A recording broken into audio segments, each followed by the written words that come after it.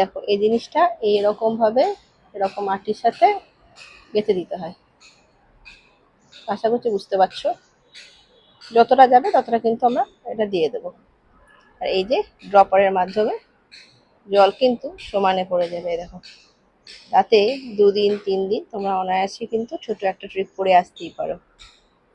এরকম ছোট বোতল, বড় কোল্ড, তবে হ্যাঁ, কোল্ড ড্রিঙ্কসের বোতল ছাড়া কোনো বোতলে কিন্তু এতে লাগে না। আর এই যে ড্রপার, এই যে জল পড়া, এটা কিন্তু বাড়ানো কমানো যায়। যদি বেশি পরিমাণে জলের দরকার হয় তাহলে কিন্তু সেরকম করতে হবে। যদি আমি বাড়িয়ে দিই তাই এই যে বেশি হচ্ছে, এতে কিন্তু বাড়িটা কিন্তু খুব সুন্দর মতন ভিজে থাকে। তবে একটু বড় বোতল হলে 4-5 দিন অনায়াসে চলে যাবে। আর ছোট যে 20 টাকার কোল্ড ড্রিঙ্কসের বোতলগুলো হয় তাতে কিন্তু 1-2 দিন অনায়াসে কিন্তু হয়ে যাবে। এরকম। আর এখানে 2-3টে ছোট ছোট হোল করে দিয়েছি যাতে জলটা খুব ভালো মতন পড়ে বা পাস হয়। এটা কিন্তু করতে হবে, না করলে কিন্তু জলটা ড্রপ ঠিকঠাক মতো পড়ছে না, জলের ড্রপগুলো।